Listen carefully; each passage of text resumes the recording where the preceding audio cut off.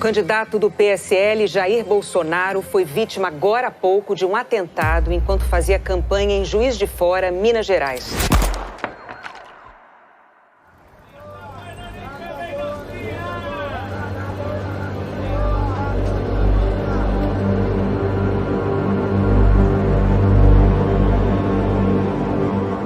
A caminhada nesta rua, no centro da cidade, ia ser cancelada por motivo de segurança.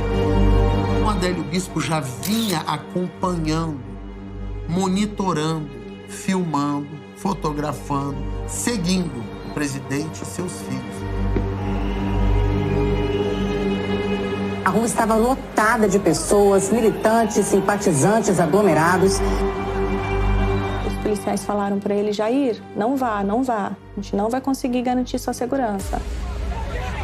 E nesse momento que a gente viu o Adélio, e as pessoas começavam a gritar assim: vai morrer, vai morrer. Foi encontrado com o Adélio algumas coisas muito intrigantes que vão fazer sentido depois de um bom tempo de investigação.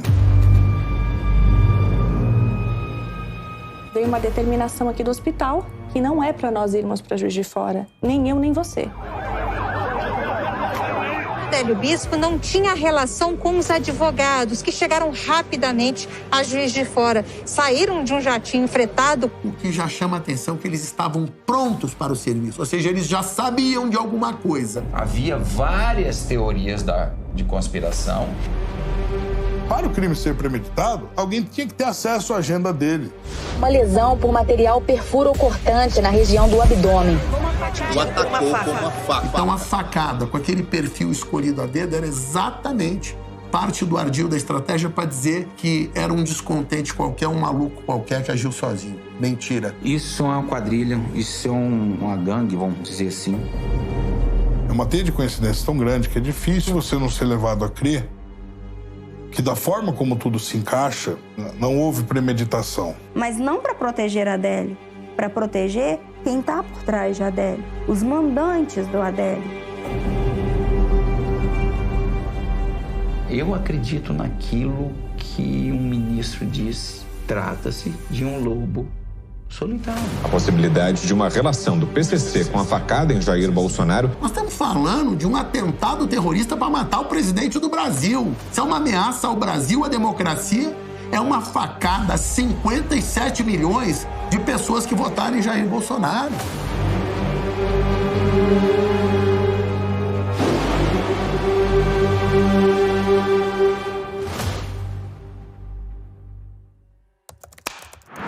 Meu nome é Roberta Lopes, sou jornalista regulamentada e coordenadora do Direito a Minas em Juiz de Fora. Então, dado essa militância muito acentuada de defesa do nome do presidente, já trazendo o nome do presidente na época ainda do Fora Dilma, a gente conseguiu ali uma grande proximidade com aliados do presidente e até mesmo com o próprio presidente. Então, o evento do dia 6 de setembro foi muito peculiar. O evento seria para ser no dia 6 de agosto. O presidente iria a Juiz de Fora para fazer o lançamento do então candidato ao Senado pelo PSL, que seria o Aloysio Vasconcelos. Ele era presidente, ele é ainda presidente da Associação Comercial lá em Juiz de Fora. Mas às vésperas desse evento, o Aloysio desistiu por motivos pessoais e familiares. Então, essa agenda ficou em aberto. Não demorou muito tempo, logo no final do mês de agosto a gente foi contactado e essa data já tinha recebido uma nova determinação e passaria a ser no dia 6 de setembro. Logo no dia 1º de setembro a gente já iniciou as divulgações e as mobilizações. Então nós trabalhamos com movimentos de rua, fazendo chamamentos, com panfletos. E o fato muito curioso é que logo depois de todo esse, vamos dizer assim, atentado ao presidente, a Polícia Federal nos procurou e disse que o Adélio tinha fotos e imagens de todo o trabalho que a gente vinha realizando na divulgação. Então, tinha fotos até, inclusive, dos outdoor que a gente tinha espalhado pela cidade, né? Então, ou seja, ele já estava acompanhando todo esse processo desde lá de trás, lá de agosto, né? E depois foi-se saber que o Adélio já estava na cidade, ainda em agosto, para aquele primeiro evento.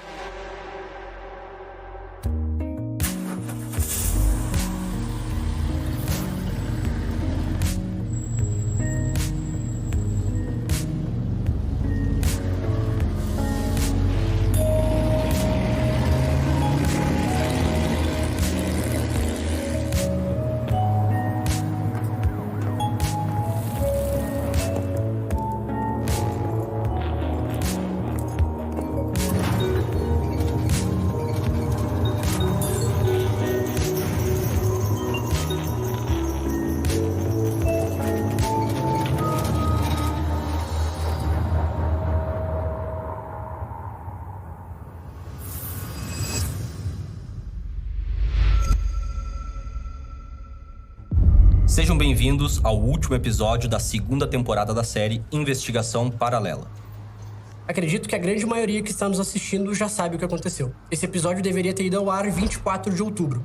Porém, o Partido dos Trabalhadores entrou com um pedido no TSE, solicitando que não fosse divulgado até o final do segundo turno, alegando que poderia interferir nas eleições. O TSE acabou acatando o pedido do PT, a Brasil Paralelo entrou com recurso, mas ele foi negado. Então estamos aqui hoje para exibir o documentário que foi censurado antes da sua exibição. O Partido dos Trabalhadores não teve acesso ao documentário antes de fazer o pedido. E o TSE também não nos consultou sobre nenhum tipo de conteúdo que seria apresentado aqui antes de proferir a sua decisão.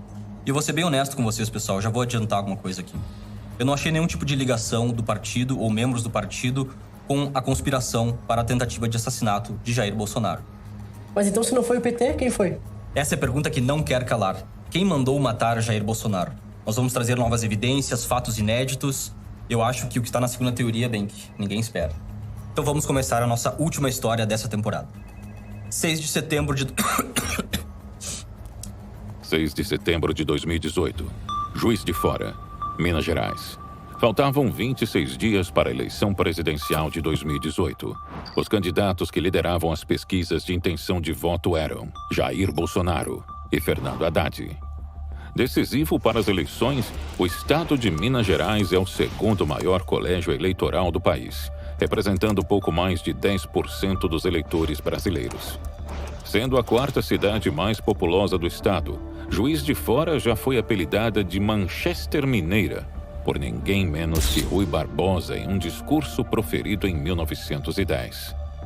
O então deputado federal e candidato à presidência Jair Messias Bolsonaro estava na cidade para cumprir uma agenda de campanha.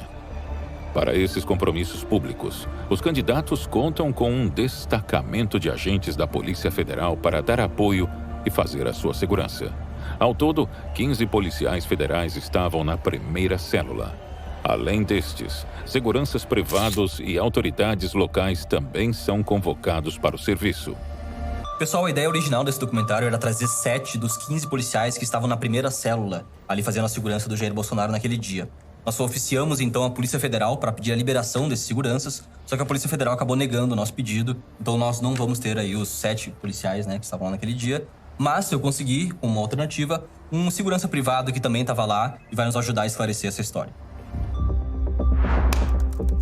Eu sou Eduardo Bosa, trabalho na área de segurança em dignatários, VIPs, autoridades.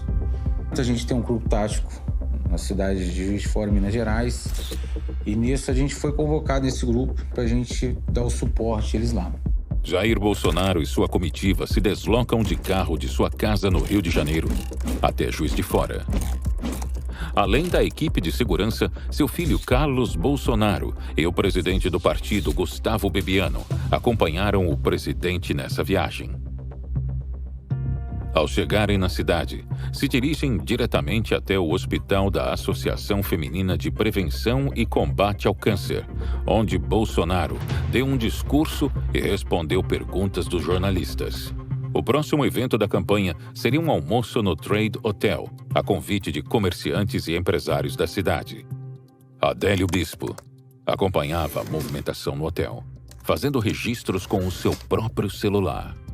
O presidente Bolsonaro, ele estava bem nervoso nesse dia. Ele estava, assim, com uma aparência preocupada, cansado. Ali no hotel, era para ele almoçar ali com os empresários. Mas, como eu disse, ele não parecia muito bem. O almoço foi num restaurante próximo ali, chama Assunta. E, nesse momento, nesse restaurante, foi feita uma mini reunião onde a gente tratou de algumas mudanças que seriam necessárias nessa agenda. Essas mudanças, elas foram, assim, explícitas pelo próprio chefe da segurança da Polícia Federal, que veio com o presidente Bolsonaro de Brasília. Ele identificou alguns pontos naquela descida do calçadão, onde o presidente faria essa passeata com os populares, em direção aonde seria o comício. Essa parte da agenda, especificamente, seria totalmente cancelada, dado alguns pontos que ele identificou de risco à vida do presidente. Nesse momento, o presidente Bolsonaro compreendeu o risco e deu ok e ficou determinado dessa forma, tá? Então, nesse almoço, estávamos ali em algumas pessoas. Eu posso lembrar até algumas delas, além da polícia, do chefe de segurança da Polícia Federal, estava eu, o deputado Bruno Engler, o Marcelo Álvaro Antônio, o Bibiano, o próprio presidente e mais alguns assessores ali que acompanhavam. O Carlos Bolsonaro também estava junto. E nesse momento foi comunicado pra gente descer até no centro da cidade, no calçadão da Rua Alves, para fazer um reconhecimento da área e pegar um suprimento também que estava lá. E descemos lá onde seria o local onde que ele iria chegar, próximo à Câmara dos Vereadores ali no calçadão ali, e começamos a fazer o reconhecimento da área. E nesse momento, um certo ponto depois, chegou um senhor, me chamou e falou assim, olha, eu estou aqui desde cedo e eu vim para ver o candidato. E observei alguma atitude de alguns jovens ali e alguns adultos também que me chamou muita atenção e me preocupou. Comunicamos o pessoal, tinha um pessoal de lá da Polícia Militar que todo momento deu um apoio extraordinário, o pessoal da delegacia também. E nisso foi comunicado pra gente que foi feito, né, o reconhecimento dessas pessoas, foi feita uma revista pessoal, acharam ovos dentro da bolsa da moça, acharam também 2 garrafas de coquetel Molotov, né, de vidro, acharam também garrafas de bebida. Viram como o ânimo dessas jovens, dessas pessoas que estavam lá, estavam bem alterados, bem exaltados, chamando bem a atenção e preocupando de uma certa forma. E todo momento eles gritando, vai morrer, tem que morrer, ele não, e aquela coisa assim, bem chamando a atenção. Durante o almoço, um dos agentes da Polícia Federal mostra para Bolsonaro imagens do que estava acontecendo naquele momento na Praça Halfeld, em frente à Câmara Municipal no centro da cidade, onde uma grande aglomeração se formava. A quantidade de pessoas fez com que o presidente decidisse ir imediatamente ao encontro dos populares e dar prosseguimento à agenda. Durante o trajeto até o centro, um dos integrantes da equipe de segurança ofereceu um colete balístico a Bolsonaro. Alegando estar muito calor, ele resolve não vestir a proteção. Logo que a comitiva chega na Praça Halfeld, imagens registraram Adélio Bispo atrás do carro em que Bolsonaro estava. O público estimado superou demais o que a gente esperava. Nós esperávamos cerca de 4.000 a 6.000 pessoas no máximo. Era uma véspera de feriado, uma cidade de interior. Então a gente não tinha uma expectativa de público muito maior do que essa. Chegando lá, a gente viu que tinha mais de 20.000 pessoas tranquilamente. Então ele foi adentrando ali, subiu as escadas da Câmara e entrou ali na Câmara Municipal. A partir do momento que o candidato chegou, eu vou te falar um negócio, é uma coisa extraordinária. Aquilo foi começando a tomar proporção de gente. Aquilo foi aumentando de certa forma, que era uma coisa extraordinária que eu nunca vi. Dentro da Câmara Municipal, Bolsonaro é alertado pela sua equipe de segurança que não seria seguro ele atravessar a Rua Halfeld no meio da multidão. Mas, comovido pelo número de apoiadores, ele faz o trajeto a pé. No cruzamento, antes de entrar na Rua Halfeld, um dos agentes abre a porta da viatura, chamando o Bolsonaro para entrar. Mas ele nega e diz, vamos seguir em frente. Nesse momento, os agentes federais tentam encontrar o colete balístico, mas este desaparece misteriosamente. Essa questão do colete é uma grande polêmica. Eu ouvi de várias fontes que o colete sumiu, que não sei o quê. Mas, na verdade, pessoal, eu conversei com um dos policiais que estavam lá no dia e ele me falou que o colete, ele caiu para baixo do banco da Pajero Full que eles estavam. Aí eu fui olhar umas fotos na internet e, realmente, o último banco da Pajero Full, ela tem um vão entre o encosto e o assento. E o colete, segundo ele, caiu ali. E ele foi encontrado 2 dias depois da operação, ali pelo dia 8, 9, né, quando tinham devolvido o carro. Eles acharam o colete dentro do carro. Então, essa questão do colete, na verdade, ele não sumiu. Ele estava lá dentro do carro, os caras só não acharam na hora, né? E mesmo não achando o colete, eles decidiram enfrentar mesmo assim, sem colete, e seguir pela Rua Halfeld.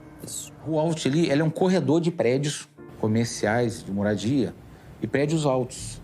E esse corredor de prédios, a gente estava preocupado que pessoas que não eram a favor dele, jogar ovos, algum objeto lá de cima, entendeu? Então, a todo momento, a gente estava também instruído para fazer o quê?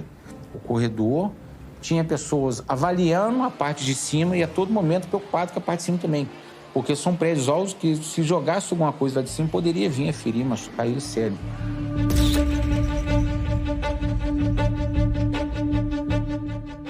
E ele chegou, se aproximou, Ele até então não chamava nenhuma atenção, porque é um cidadão comum, igual os outros que estavam ali. Por isso ele chegou e começou a querer uma aproximação sendo desagradável. Nesse momento eu cheguei para os meus e falei assim, pô, meu, se puder dar uma licença aí, cara, você está atrapalhando a gente aqui e você está insistindo. Ele falou assim, não, mas eu quero ajudar, eu estou ajudando vocês. Eu falei, não, deixa eu falar um negócio, a gente até agradece. Se você quiser ajudar, você pode até ajudar a gente. Mas se você puder ajudar a gente de uma forma assim, não atrapalhando aqui, porque aqui o pessoal que está aqui é tudo credenciado, tudo policiais, tudo aqui. Se você puder, ajuda de uma forma assim, não prejudicando, chega um pouco mais para lá, então você vai ajudar a gente. Não, tranquilo. Mas sempre quando falava com ele assim, ele dava um olhar meio assim, com cara de insatisfeito, certo? E depois, mais próximo abaixo, foi feito outro contato no qual ele tentou se aproximar. E nisso o Hugo estava próximo a mim, ele tentou uma aproximação assim, bem forte, forçando muito essa aproximação dele. E foi aonde eu cheguei e falei com ele, seu amigo, de novo, cara, eu tô te pedindo, cara, já tá começando a atrapalhar, você tá atrapalhando o nosso trabalho, tudo. Se puder ajudar, eu falei assim, não, eu quero tirar um selfie com ele. Aí nisso eu falei assim, pô, cara, mas você vai tirar, a gente já falou com você que vai tirar lá. Ele falou, mas eu quero só tirar. Eu falei, cara, você não tá nem com o telefone na mão, amigo. Não, o telefone, eu falei, não, cara, então presta atenção. De novo, vou te pedir, por gentileza, cara, ajude a gente, porque a gente tá caminhando aqui, vai acabar machucando você, vai acabar machucando as pessoas. Olha só, a gente tá te pensando, nesse momento, o impulso das pessoas veio, acabou que multou, acabou daquele negócio de um pisar no pé do outro, aquela coisa de pessoa tentando andar com o pé pisado ali preso, um segurança veio cair no chão.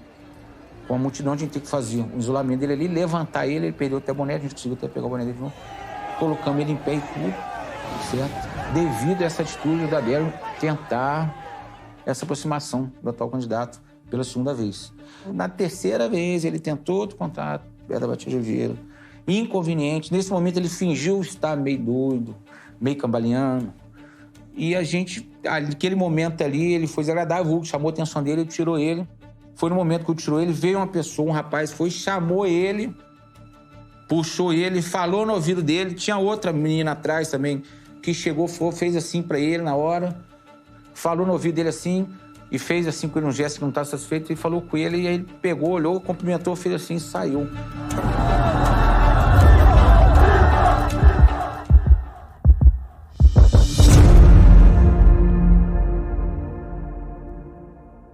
Que de repente, olhei assim, houve um grito, mas houve um grito diferente, assim, que a gente ouviu, e olhamos para trás. Nisso, escolheu, o Ramon falou assim, deu problema. Foi o que foi? Aconteceu alguma coisa, escolhei o candidato, ele veio a levar a mão no abdômen, e a gente viu a fisionomia dele, tipo de dor. Após o ataque, os agentes da segurança se dividem nas tarefas de levar Bolsonaro até um lugar seguro e proteger Adélio Bispo da multidão, que em parte começava a agredi-lo. A vítima então é levada até o chão de um bar, onde é feito um perímetro até a chegada da viatura que levaria Bolsonaro até o hospital. Até então, parte da equipe de segurança não sabia o que tinha acontecido. Viam apenas um corte no abdômen, que não saía sangue. Nem Bolsonaro tinha noção da gravidade do ataque que havia sofrido.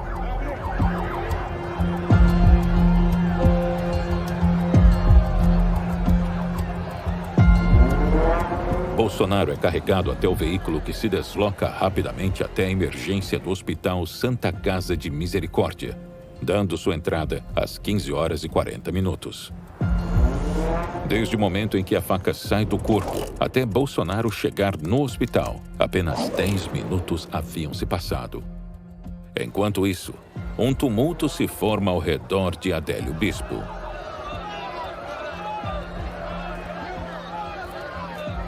E nisso, os populares que estavam ali tentaram, alguns, pegar ele, aí, até, entendeu? Um chute, um tapa, porque ninguém ficou satisfeito com a situação. Só que eu sei que não aconteceu, pessoas que estavam nervosas, não. Mas aí, com isso, o Dantas pegou, protegeu ele, jogou o corpo dele em cima, foi retirando ele desse lugar, que era um pouco mais do meio do calçadão próximo, o antigo banco que tinha ali, agora na loja do lado ali, conseguiu vir trazendo, aonde encostou, no lado, do mesmo lado dessa pastelaria, aonde que existia era a pastelaria, tinha uma loja de xerox e tinha esse curso, onde tem um portão azul. O cara do portão, eu pedi pra ele abrir, era até um conhecido meu, tá? E falei com ele, ô fulano, não vou falar o nome dele, mas eu falei, fulano, abre aí. Ele falou assim, pô, Eduardo. Ele me chama de Carlinhos, ele falou, Carlinhos, eu não posso abrir, cara. Eu falei, cara, abre, tô te pedindo.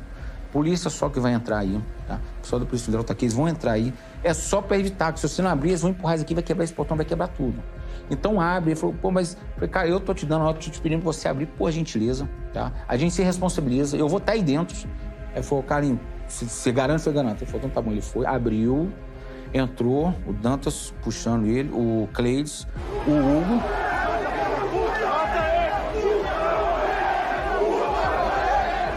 Aí foi o momento que o Cleides leu os direitos dele ali, naquele momento ali.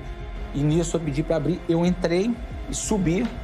Eu fiquei em pé nesse vão de escada, onde eu tinha visão da portaria da entrada do prédio e aonde estava Adélio Bispo, algemado, sentado no chão. Em momento algum, houve agressão, ele, por parte do pessoal que prendeu, fez a prisão dele, tá? A todo momento observando. Momento algum, houve abuso de autoridade. A todo momento, a integridade física dele, ela foi resguardada. Nesse momento, ali foi feito algum interrogatório nele normal, procedimento normal, que o Ramal fez com ele, perguntou. Foi onde que ele falou que ele foi usado, né, por uma força maior, foi usado por energia maior. Quem te mandou fazer isso? Ninguém. Não foi isso que você falou antes. Quem te mandou fazer isso? Eu não disse que ninguém mandou. Quem mandou foi o Deus aqui em cima. Ao mesmo tempo em que Adélio é conduzido até a delegacia, Bolsonaro é diagnosticado com uma lesão por material perfuro cortante, que havia causado 3 lesões no intestino delgado e outra em uma veia do abdômen, que geraram uma forte hemorragia. Jair é submetido a uma laparotomia exploratória naquela noite. Logo que a notícia se espalhou, dezenas de pessoas vieram para a porta da Santa Casa à espera de notícias. O hospital confirmou que Jair Bolsonaro passou por cirurgia. Ainda não se sabe se ele vai passar a noite aqui ou será transferido para outro hospital.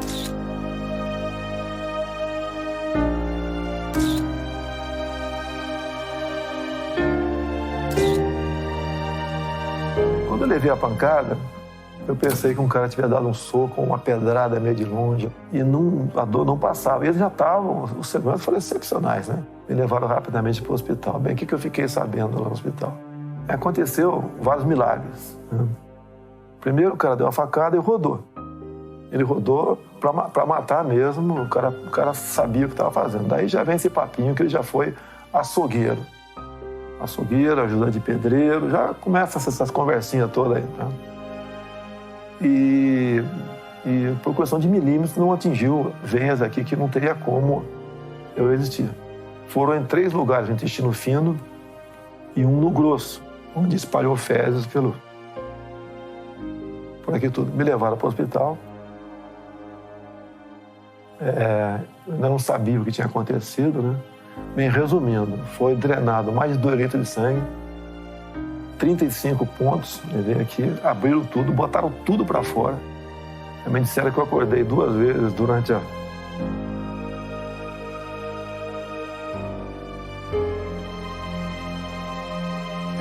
cirurgia, mas eu não estava sentindo dor, nada. E depois fiquei sabendo, quando eu acordei, que não sei se era noite ou madrugada, eu estaria sendo transferido para cá. Mas não teve uma polêmica referente ao hospital que ele ia ser levado depois? Tem sim. Meu nome é Letícia Catel, eu sou empresária. Eu trabalhei como voluntária na campanha do Jair Bolsonaro em 2018. Fui secretária-geral do PSL no estado de São Paulo e também membro do PSL nacional. No dia que aconteceu a facada, eu estava em reunião aqui em São Paulo. A reunião acabou sendo interrompida porque o celular de todo mundo que estava ali começou a tocar. E ao ver, eu vi que estava recebendo mensagens perguntando se era verdade que o Jair havia tomado uma facada.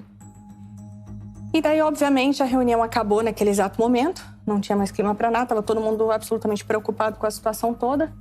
E saindo do escritório onde estava acontecendo a reunião, eu estava me dirigindo para um apartamento de São Paulo e no caminho eu pensei, nossa, eu preciso ir para Juiz de Fora, eu preciso ir para Juiz de Fora. E ficava aquilo na minha cabeça. E daí eu até entrei no meu celular e fui procurar passagem aérea e não tinha nenhuma, né? Então eu tive a ideia na hora de ligar para o Vitor Meta e perguntar se o avião dele, que ele tinha um monomotor que ficava no hangar em Jundiaí, estava disponível para voo. Eu liguei, ele já me atendeu e falou que iria verificar se conseguia um piloto e se conseguisse a gente poderia ir para Juiz de Fora. E nesse meio do caminho eu fiquei pensando, nossa, mas para que eu tô indo para Juiz de Fora? Eu não sou enfermeira, eu não sou médica, eu vou lá para quê? Para dar apoio moral? E daí me veio a ideia de, vou levar um médico. E daí eu perguntei pro Vitor, falei, por acaso você conhece algum proctologista? Aí ele pensou e falou assim, olha, tem o Dr. Macedo, do Albert Einstein, que me operou há alguns anos. Eu posso tentar entrar em contato com ele. Eu falei, então ligue. Imediatamente ele ligou, foi prontamente atendido e a gente fez o convite para o Dr. Macedo nos acompanhar na viagem para Juiz de Fora. Como estava muito trânsito, ele ia demorar muito para chegar. Nós já estávamos no meio do caminho. Então ele conseguiu um helicóptero do Albert Einstein para levá-lo diretamente no aeroporto de Jundiaí. Chegando no aeroporto, ele comunicou que havia feito uma ligação para o Dr. Echenique, que era o braço direito dele, para ele ir também. Mas nesse meio tempo, o que aconteceu? O Dr. Echenique ligou para o Dr. Macedo e falou que não iria mais para Juiz de Fora. O Dr. Macedo falou, mas o que aconteceu? O que foi? Eu falei, olha, veio uma determinação aqui do hospital que não é para nós irmos para Juiz de Fora, nem eu, nem você. Porque a equipe do Sírio-Libanês já está sendo deslocada para lá. Então, ele desligou o telefone, me informou isso e eu falei, nossa, mas e agora? Então, o que eu fiz? Eu tentei falar com o Carlos Bolsonaro, mas como certamente estava muito preocupado com a situação, muito agitado, acabou não atendendo o celular. O Eduardo também não atendeu o celular, mas eu sabia que o Eduardo estava com 2 amigos meus. Um, o doutor Marcelo, que é ortopedista, e o Gil Diniz. Eu liguei para eles e consegui falar com o Eduardo. Eles passaram o telefone e eu falei, Eduardo, eu estou aqui no aeroporto de Jundiaí, junto com o doutor Macedo. Ele é um dos médicos mais renomados do Brasil. Ele é do Albert Einstein. Gostaria de saber se você quer que eu o leve para Juiz de Fora. Porque nós já estávamos levando, porém, houve uma ligação dizendo para que a gente não deveria ir, que quem quer cuidar do caso seria o Sírio-Libanês. Nisso ele falou, não, Letícia, pode levar sim. Pode decolar com o Dr. Macedo. Então ele deu a sua autorização, que veio pela família. Ele rapidamente, na chegada no hospital, ele subiu e já foi verificar como que o Jair estava. Toda essa questão foi levada para a Michele, que estava junto com o Jair, para todos os filhos. Eles começaram a discutir para onde que o Jair seria levado. Eu cheguei a subir na UTI e acompanhar essa discussão entre eles. O Jair queria ir para um hospital militar, A família estava muito apreensiva em levá-lo para o Sírio-Libanês, já que, como eu tinha até antecipadamente alertado, eles também sabiam, Mas na hora, no momento onde está todo mundo muito preocupado, às vezes a gente não para muito para pensar em alguns fatos, mas o Sírio-Libanês, que é um hospital muito renomado, assim como seus médicos também, como o Dr. Khalil, eles também são muito conhecidos por cuidar de toda a cúpula do PT, assim como várias matizes da esquerda.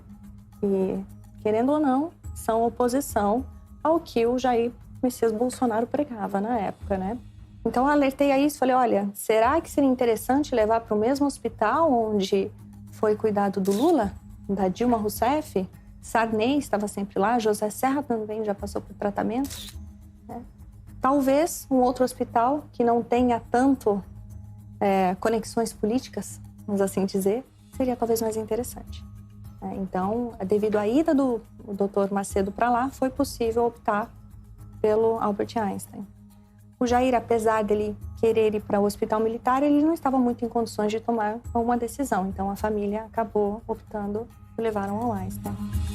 Bolsonaro foi transferido para um hospital em São Paulo, onde permanece na unidade de terapia intensiva. O candidato do PSL, Jair Bolsonaro, já está em casa na zona oeste do Rio de Janeiro. Ele recebeu alta do hospital em São Paulo e foi direto para o aeroporto sem dar entrevistas. O candidato embarcou em voo comercial para o Rio de Janeiro pouco antes das 4 da tarde. Desde o ataque, Bolsonaro ficou 23 dias internado. Durante esse período, o candidato passou por 2 cirurgias e agora, segundo os médicos, deve permanecer em casa. Logo depois que o Adélio foi encaminhado para a delegacia, uma parte da nossa equipe também foi, Porque todos nós ali éramos testemunhas do que aconteceu. E o que aconteceu? Algo foi muito curioso. Quando o Adélio chegou na delegacia, os meninos identificaram que o advogado do Adélio, Pedro Poça, já estava aguardando o Adélio na delegacia. E a gente achou muito estranho e curioso, porque a conversa na delegacia era de que quem havia mandado o advogado para lá era a família do Adélio, sendo que, principalmente a mãe, sendo que a família dele é extremamente humilde e a mãe dele já era falecida, né?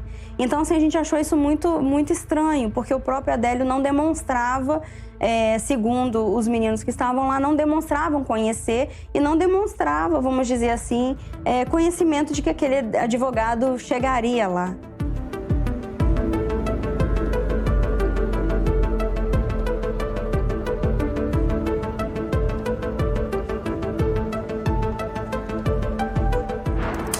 Meu nome é Zanoni Manuel de Oliveira Júnior.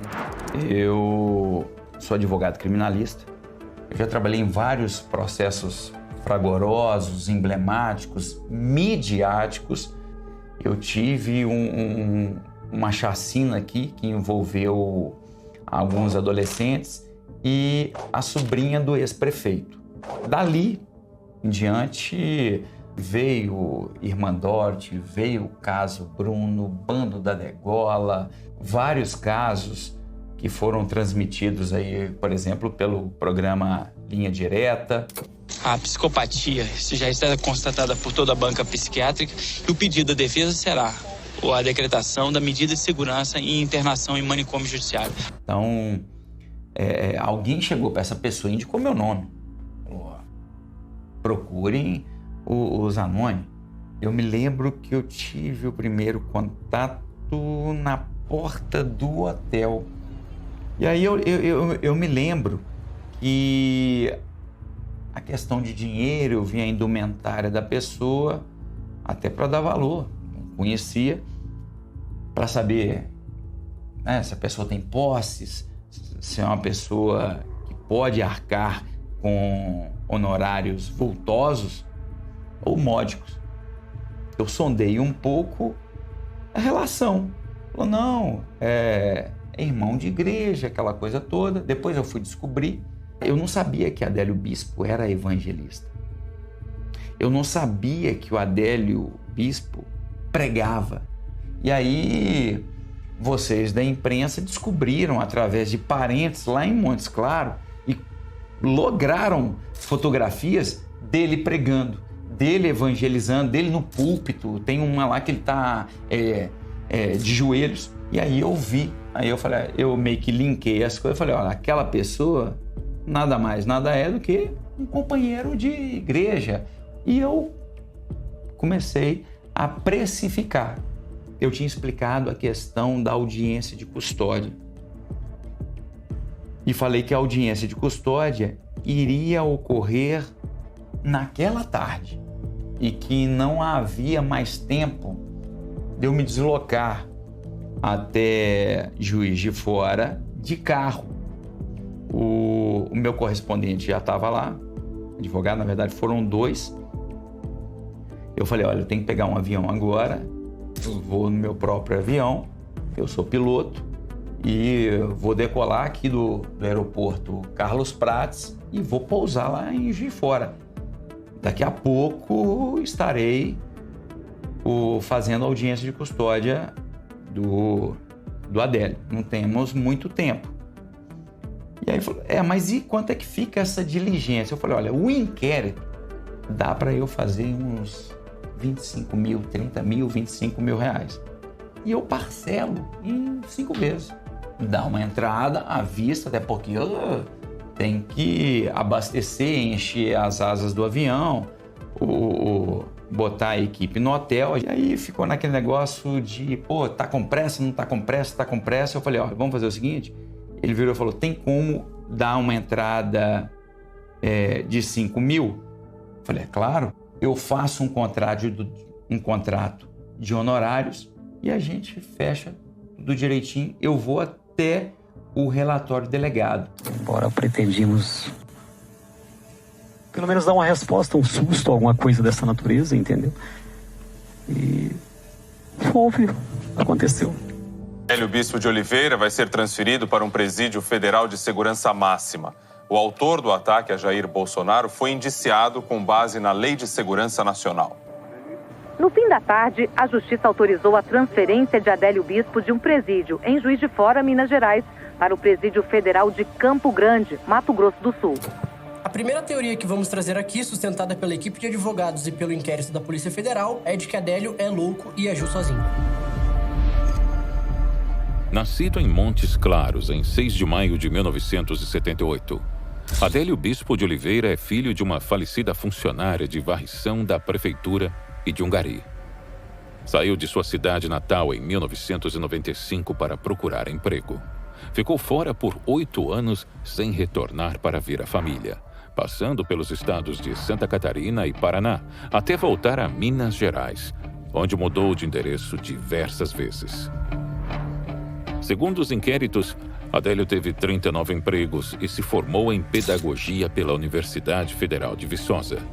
Sua renda nesses empregos foi sempre um pouco acima do salário mínimo, trabalhando como garçom, pedreiro, vendedor, assistente de cozinha e atendente de telemarketing. Se filiou ao PSOL no diretório de Uberaba em 2007, quando morava na cidade. Os vizinhos relataram que morou sempre sozinho e tratava bem as pessoas da vizinhança. Há registros de imagens dele na época se manifestando nas ruas contra a prefeitura local. Em 2009, reapareceu em Santa Catarina, quando teve um passaporte emitido em seu nome, em setembro daquele ano. A Polícia Federal averigou que Adélio residia no bairro Itacurubi, em Florianópolis, um local considerado de classe média, não compatível com a sua baixa remuneração. Em 2012, voltou para Montes Claros, sendo admitido como garçom em outubro de 2012, pedindo demissão 31 dias depois. Em 2013, retornou para Santa Catarina, onde 2 ocorrências policiais foram registradas contra ele. Uma delas foi pela invasão de um canteiro de obras em Itajaí e outro em Capivari de Baixo, por furto de um cartão de ponto da obra do local que trabalhava. Voltou para Montes Claros, sendo acusado de ter arrombado um barracão no terreno dos parentes, onde ficou por mais de 1 mês no local. Apesar do desentendimento, os parentes afirmam que ele não apresentava comportamentos violentos. Em 2014, se desfiliou do PSOL. Em agosto de 2018, Adélio se mudou para uma pensão em Juiz de Fora, onde pagou o valor da estadia adiantado. Adélio tinha feito publicações recentemente nas redes sociais contra Jair Bolsonaro. Numa das mais recentes, critica o que o candidato disse numa entrevista. Ele escreveu: "Dá nojo só de ouvir". Em outra, a crítica é a eleitores de Jair Bolsonaro. E como eu já tenho uma certa experiência em crime doloso contra a vida e incidente de sanidade mental, eu falei, olha, a única saída é a gente mudar o jogo. Vamos tirar desse estádio. Vamos levar isso para a várzea. E como é que a gente faz isso? Vamos contratar a ciência. Vamos contratar psiquiatras, forenses. E aí vem o toque de Midas.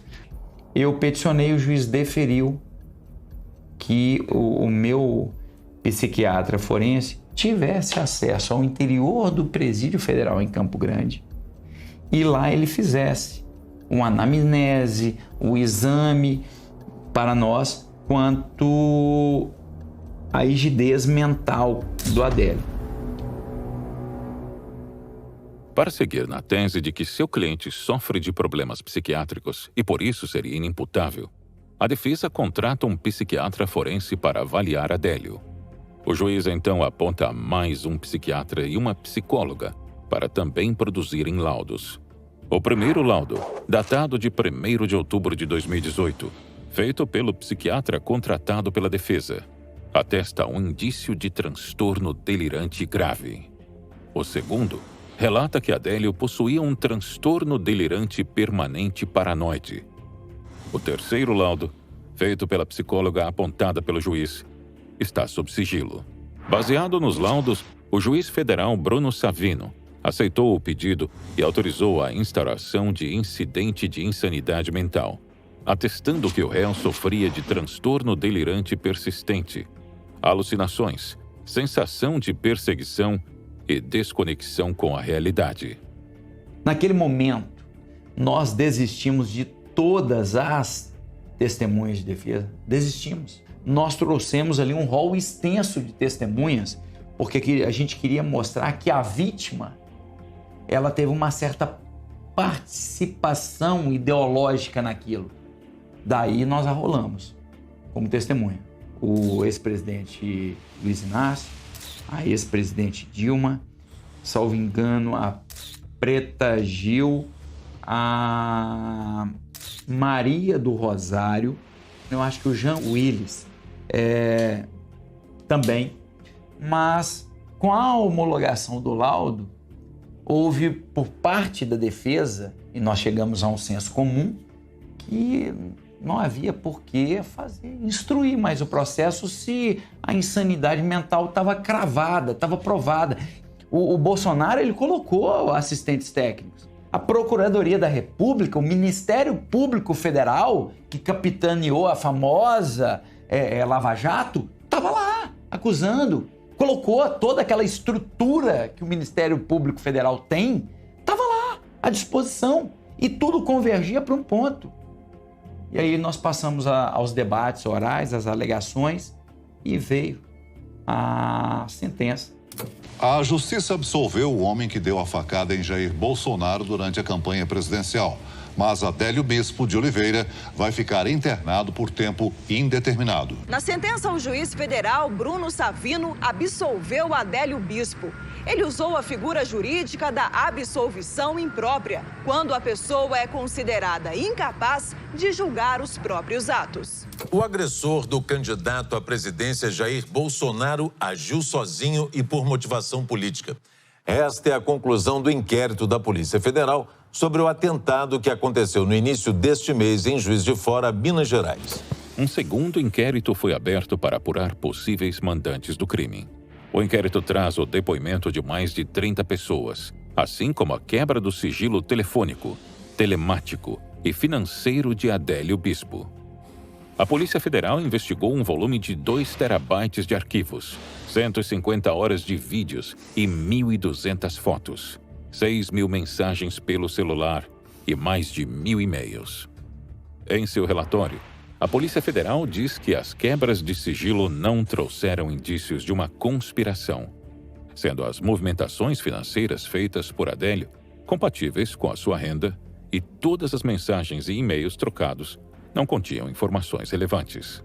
O delegado federal Rodrigo Moraes e sua equipe concluíram que não houve mandantes para a facada e que Adélio Bispo agiu sozinho, por iniciativa própria e sem a ajuda de terceiros, tendo sido responsável tanto pelo planejamento da ação criminosa quanto por sua execução.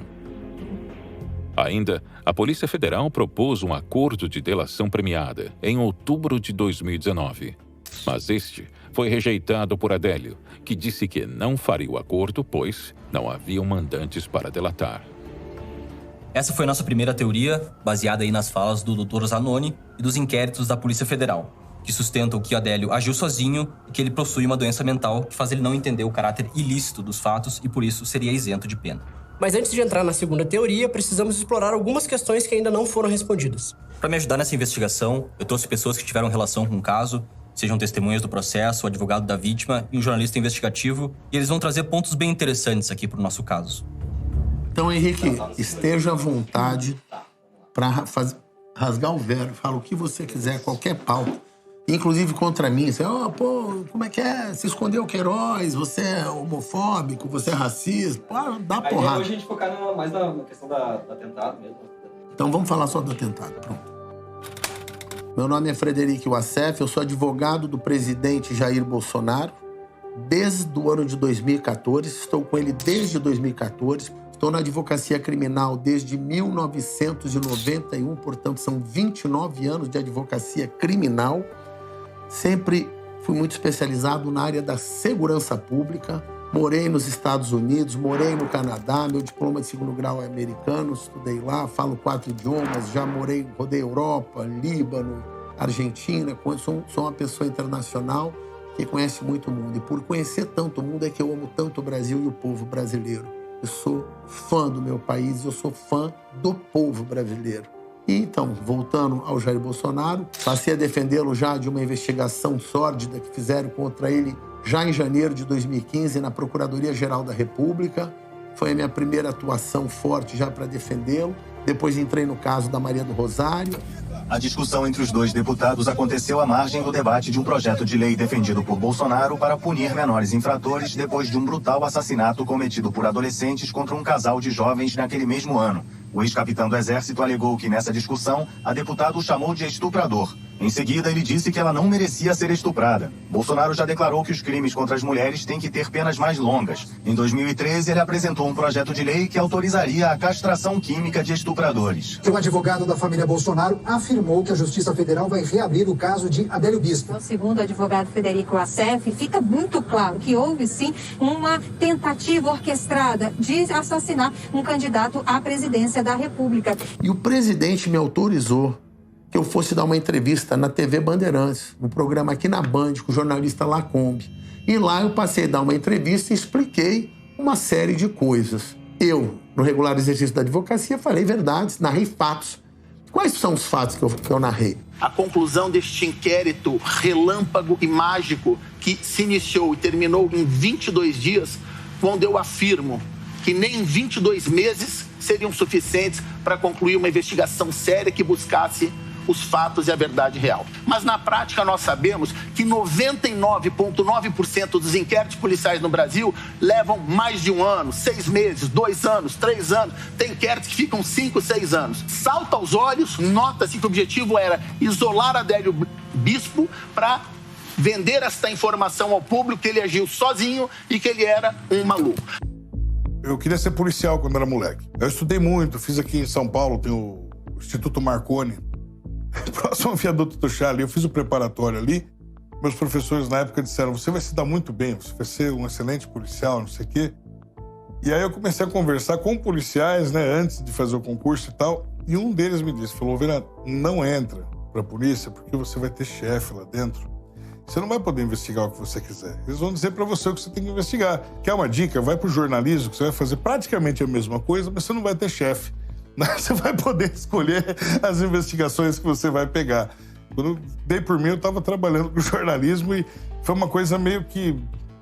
assim, foi uma coisa meio pela natureza, né? O cachorro late, o gato mia e o Roverã investiga. Acabou, é assim que funciona. É muito, muito natural mesmo isso daí. Eu sou o Ricardo Roverã, sou jornalista, e resolvi me debruçar sobre o caso do Adélio, de tanto que as pessoas pediram, há alguns anos atrás, pela insatisfação, né? Os resultados dos 2 inquéritos que a Justiça apresentou, as pessoas não se deram por satisfeitas com o que a Justiça Federal entregou para elas no final das contas. Falaram, tem muitas questões a serem abordadas, muitas teorias rodando pela internet e, de repente, você é obrigado a concordar e calar a boca. Quer dizer, então... Vamos olhar de perto, né? Vamos botar uma lupa, um microscópio ali em cima e vamos ver o que é verdade, o que não é. Um laudo feito por peritos indicados pela Justiça Federal diz que o homem que tentou matar o presidente da República, Jair Bolsonaro, sofre de uma doença mental. Não pode ser punido criminalmente pelo fato. Uma coisa que eu acho muito estranha é que nos inquéritos, né, diz que o Adélio é louco. São 3 laudos, na verdade. Trouxe a público o primeiro desses laudos e o primeiro laudo é muito claro, né? O Adélio não é louco. A psiquiatra diz com tranquilidade, o Adélio não é louco. O Adélio, ele é fingido. O Adélio, ele tá fazendo um teatro, né? Tá dizendo assim, ele sabe o que ele tá fazendo, ele tá consciente, tá lúcido e ele tá, assim, ele tá atuando. Lembra daquele laudo que eu falei que tinham 3 laudos e um deles estava sob sigilo? Sim. Então o jornalista Ricardo Roverã, ele conseguiu esse laudo e ele não me falou como, né? Eu não perguntei também como ele conseguiu. Ainda bem, porque se a gente for investigado e tiver que dar um depoimento, quanto menos a gente souber, mais verdade a gente passa. Perfeito. Aí ele fez uma live com um psiquiatra, no qual eles comentam esse laudo aí. E dá pra tirar conclusões bem interessantes da fala deles. Aí ela continua. Acredita-se que o examinado procurou camuflar sua verdadeira personalidade e simular transtorno psicótico. Então, quer dizer, ela está dizendo neste laudo que ele tentou enganar. Isso é importantíssimo. Ao contrário do que os psiquiatras diagnosticaram como transtorno delirante persistente. Pelo que ela está falando aqui a partir desse laudo, isso foi simulado. Aquilo que ele disse que estava ouvindo Deus, estava perseguido pela maçonaria, que Deus mandou ele fazer um curso de tiro, pelo teste é simulação, ele estava mentindo. Ele inventou essa história. Então ela está falando aqui que ele destoou negativamente no módulo de mediação cognitiva, onde se vê problemas de percepção, da senso-percepção. Quer dizer, na minha interpretação, o que ela está dizendo aqui é que aquilo onde ele fala que ouvia a voz de Deus, né, isso não tem correlação cognitiva, nem afetiva com o que ele estava dizendo. É um dado dizendo que o que ele falava que estava ouvindo a voz de Deus, né, é uma simulação, não é uma alucinação real. Para encerrar essa questão da sanidade mental do Adélio, eu queria trazer um último argumento aqui. Essa doença que os laudos constataram que o Adélio tinha, ela está presente no CID, né? Que é a Classificação Internacional de Doenças e Problemas Relacionados à Saúde. Mas a Roberta Lopes, a nossa entrevistada, ela vai colocar em xeque essa questão. No dia do julgamento do Adélio, eu fui acompanhar alguns amigos que estavam também de testemunha no processo, né? Mas eu fiquei aguardando do lado de fora e quando eu me deparei, assim, um movimento meio estranho, eu vi uma quantidade enorme de pessoas chegando, assim, todo emperequetado. Aí eu olhei, assim, e vi que era a bancada do Adélio. E eu reconheci imediatamente o Zanoni, né? Naquele momento, eles estavam saindo de uma vitória, de um julgamento vitorioso na visão deles.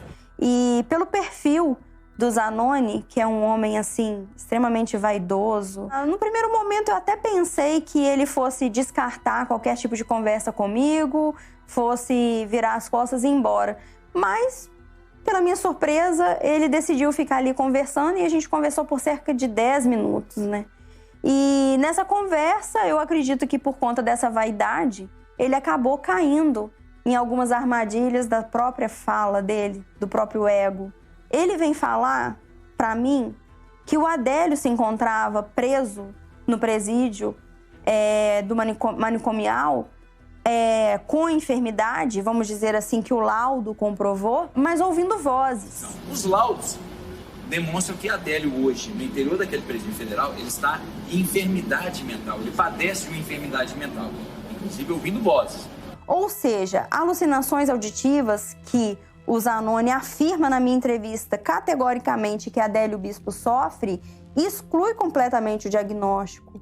As características da doença no manual de doenças psiquiátricas não condizem com o que os advogados do Adélio falam que o Adélio tem. A alucinação auditiva, ela é uma característica da esquizofrenia. Então, esse laudo foi construído com o objetivo de criar uma inimputabilidade do Adélio. Foucault já dizia que a loucura é tratada como um instrumento de silenciar, um instrumento de poder. Então, nada melhor para você eliminar um possível delator, um potencial delator de um crime organizado, na eliminação física dele. E como isso é feito? Colocando ele como louco. Porque através dessa doença mental, ninguém vai dar ideia para qualquer coisa que ele venha possivelmente delatar. É a punição perfeita. Para mim, um dos maiores mistérios desse caso até agora é o deslocamento dos advogados. Como é que foi isso? O Bolsonaro ele recebe a facada por volta das 13h30 da tarde, certo? O Adélio ele é preso, então logo em seguida, e levado ali até o segundo andar da rua Halfeld. Só depois a viatura chega e ele é levado para a delegacia algum tempo depois. Então dá para dizer que ele chega na delegacia por volta das 4 e 4h30, certo? Certo. O primeiro advogado a chegar na delegacia foi um sujeito chamado Pedro Poça, tá? Ele diz que ele viu a notícia na mídia e saiu de carro do escritório dele até a delegacia. O escritório dele era em Barbacena, que é exatamente 100 quilômetros da delegacia ali, certo? Uhum. Eu conversei com pessoas que estavam na delegacia e eles me disseram que o Pedro Poça chegou por volta de 1 hora depois que o Adélio chegou na delegacia, certo? Eu fiz esse trajeto no Google Maps várias vezes, tá? Entre Barbacena, o escritório dele, até a delegacia. E não deu nenhuma vez menos de 1h30 esse trajeto, tá? Bom, então até ele ver a notícia na mídia, pegar o carro, vão ir pra lá, ele deve ter levado no máximo entre a facada e o cara tá na delegacia preso 2 horas, que é um tempo bem apertado, levando em consideração que é 100 km de distância. Se ele andasse exatamente a 100 por hora e cheguei, levaria... Mas não dá pra fazer em 1 hora. É um tempo apertado mesmo. É apertado. Minimamente estranho.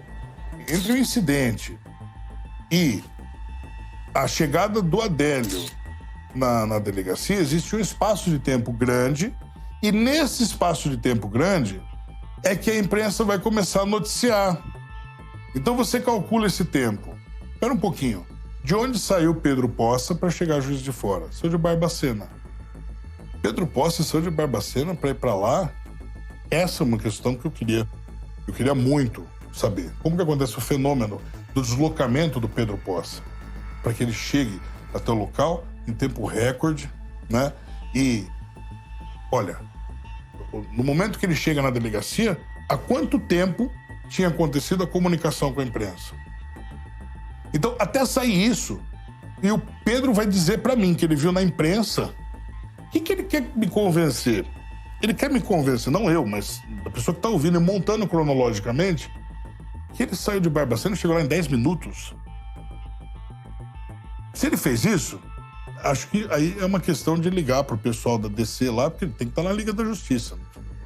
Eu não vejo outra, né? Eu não vejo outra situação na qual ele possa responder isso. Né? Como que isso é possível? As leis da física são diferentes em Barbacena? Não sei. Só que nas investigações eu achei uma incongruência maior ainda do que o deslocamento do Pedro Poça, né? A gente sabe que o Zanoni, ele é contratado no dia seguinte para ir para lá. E no mesmo dia, de tarde, ele vai de avião, então, de Belo Horizonte para Juiz de Fora, para audiência de custódia do Adélio. Só que o Pedro Poça e o Zanoni, eles são colegas de equipe. E o Zanoni fala isso na entrevista, inclusive. Parte da minha equipe já estava em Barbacena. 2 advogados possuem escritório de advocacia em Barbacena. Bom, então aqui ele admite que já tinha alguém da equipe dele lá. Porém, ele, Zanoni, só foi contratado no dia seguinte. Isso. Então, no mínimo, é uma coincidência, ou ele já sabia que o Adélio ia precisar de um advogado. Isso.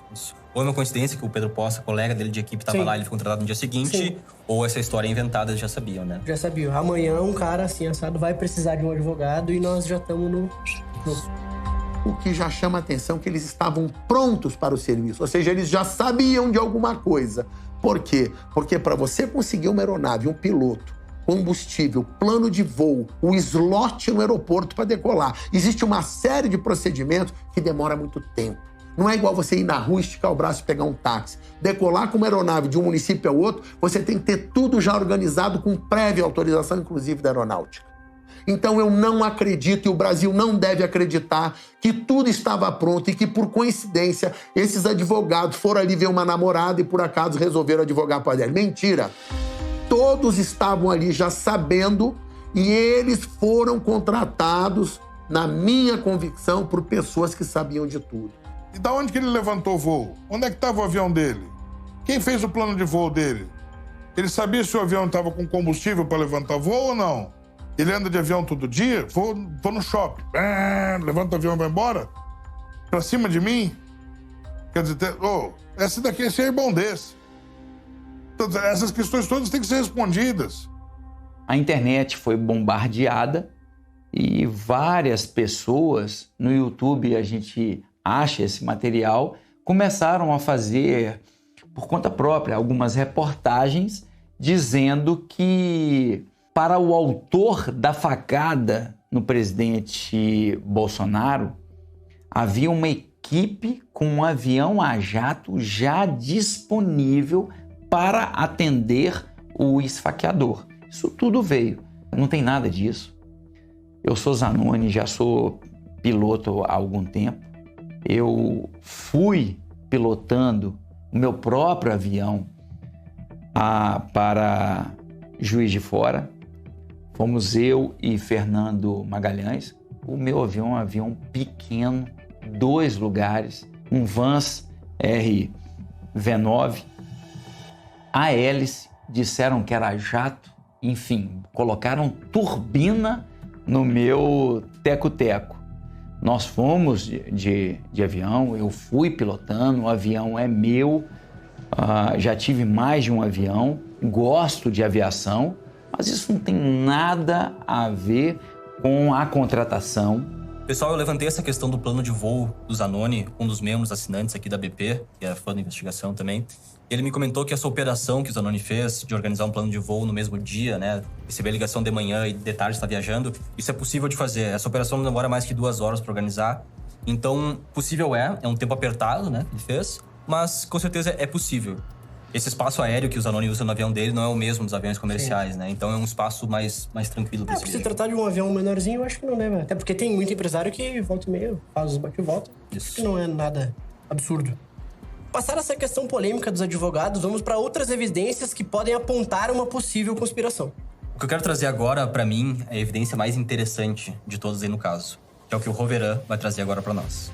Eu tive acesso aos inquéritos, né? Não posso falar de fato, obviamente que eu não vou falar quem me forneceu os 2 inquéritos, mas foi encontrado com o Adélio, né, algumas coisas muito intrigantes que vão fazer sentido depois de um bom tempo de investigação. Uma delas foi um papel, uma lista com uns números e letras que, à primeira vista, aquilo ali parecia, você fala, uma coisa aleatória, né? E depois, quando você olha, teve um iraniano que estava preso no Brasil, ele pede perdão presidencial e ele fala que ele vai contar como que o Adélio agiu, com quem que ele estava envolvido, etc. Ele fala que vai fazer revelações e esse cara, ele afirma que o Adélio estava com uma facção criminosa e que a prova disso é que ela deslocaria veículos para auxiliar ele naquele dia 6 de setembro. E que, portanto, o Adélio conheceria as placas dos veículos. Quando você olha aquela lista de novo, o que você tem ali? Você tem placas de veículos, né? Aquele papel que foi pego no 2º andar da Rua Alfield, né? Em Juiz de Fora, lá pelas 3h40 da tarde. Mas quem é esse iraniano que diz possuir informações tão relevantes para a solução desse crime? Farhat Mavizi, apelidado de Tony, foi condenado por encomendar o assassinato de um auditor da Receita Federal, além de descaminho, lavagem de dinheiro, homicídio e organização criminosa. Marvisi ficou detido por cerca de 1 mês em uma cela vizinha à de Adélio Bispo, na ala médica da Penitenciária Federal de Campo Grande. Em conversas, o iraniano afirma ter descoberto que Adélio seria ligado a uma facção criminosa. Além disso, teria revelado o nome do mandante do crime e de uma outra pessoa, que teria passado para Adélio as informações sobre a agenda de campanha de Jair Bolsonaro em Juiz de Fora. Segundo ele, essas 2 pessoas eram políticos importantes. Farhat conta que foram prometidos para Adélio R$500 mil caso ele assassinasse o doutor Jair. O iraniano ainda revelou que membros da facção criminosa que Adélio estaria ligado estariam em Juiz de Fora para dar cobertura e auxiliar ele na execução do plano. Porém, Farhat Mavizi deu uma condição para contar em detalhes tudo o que Adélio havia lhe confessado. Ele pediu um perdão judicial pelos seus crimes e a garantia de que poderia sair do país e ir para os Estados Unidos ou Israel, onde seus familiares estariam. Questionado como produziria provas das suas revelações, o iraniano disse que muitas mensagens e áudios nos computadores e nos celulares de Adélio poderiam revelar quem são essas pessoas e que há 99% de chances da polícia encontrar mensagens que corroborem com as denúncias feitas por ele. Por fim, o iraniano afirmou que Adélio não fez delação premiada e não revelou quem havia o contratado, porque tem medo de ser executado pela facção a qual pertenceria. Além desse papel com possíveis placas de carro, o que mais foi encontrado com Adélio e também na pensão onde ele estava hospedado? Quando Adélio é preso, o que foi encontrado com Adélio Bispo? Cartão de crédito internacional, 2 laptops, 6 aparelhos celulares, uma série de outros instrumentos e indícios que aquilo era assim, uma organização criminosa toda preparada para se matar e assassinar o presidente da República? Acho que são 2 computadores, acho que são 4 celulares. O que aconteceu? Ele tinha um celular vagabundinho, acho que o primeiro era analógico. Na hora que ele trocou o smartphone, ao invés de jogar esse daqui, ele guardou. Aí depois ele pegou esse daqui. Ou quebrou, ou trincou, ou ele conseguiu comprar um melhor. O que ele fez com esse? Ele guardou.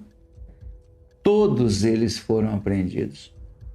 Todos foram submetidos à perícia. É o presidente da República. Será que a ABIN, dizem, né, que até que a Mossad israelense cooperou nisso? É fofoca, é boato, porque eu só ouço teoria louca nesse processo. Não acharam nada, teoria da conspiração. Eu acredito naquilo que um ministro disse e a literatura criminal relata. Trata-se de um lobo solitário. Essa expressão. Outra suspeita que surgiu durante as investigações foram 2 mortes que ocorreram dentro da pensão em que Adélio havia se hospedado antes do atentado em Juiz de Fora.